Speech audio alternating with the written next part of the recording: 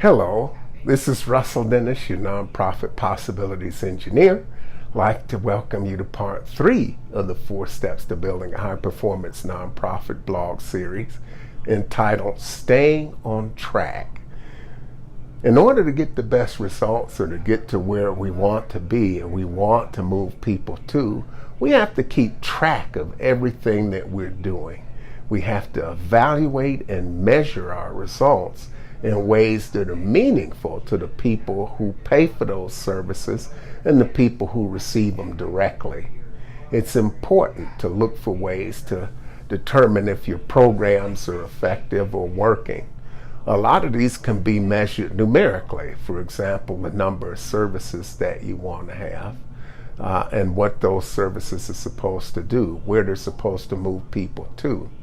It's also important to look at some qualitative aspects. How were people's lives different as the result of taking advantage of the services that you offer? Staying on track is not just looking at programs and evaluating what your outputs are. It's evaluating what outcomes are. Outputs are things like reports. Outcomes are things like we've moved people into jobs. So it's important to be clear on the difference between the two. Staying on track also measures how well your internal systems are working. Are we serving a maximum number of clients in the shortest period of time? Are we making maximum use of the resources that we have? How well are we doing compared to other nonprofits who are doing similar or complementary work? And where do we sit in the industry at large? So these are all important things to measure. And staying on track also involves what I call making continuous improvements. It's always looking at what we're doing, what can we do better. It's asking the people who are getting the services if they're having the intended effect and if there's more that we can do.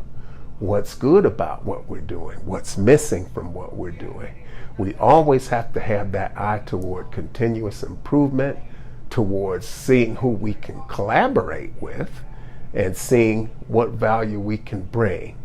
So it's important to stay on track. This is the third piece. We will cover that in a little bit of detail and the types of people who would best be served by what we're doing. And the other thing we're going to talk about in a little detail is sequencing. What are the most important things that have to be done? Do those priorities shift? And staying on track involves making sure that we are aware of needs and changing priorities as they come up so that we're not caught unawares, so that we can adjust on the fly and continue to deliver maximum impact. So this has been part 3 of the 4 steps to building a high-performance nonprofit. Join me for part 4 in the next installment of this blog, where we'll talk about communicating and defining the value that you bring to the multiple audiences that you serve. Until then, this is your Nonprofit Possibility Engineer, Russ Dennis, signing off.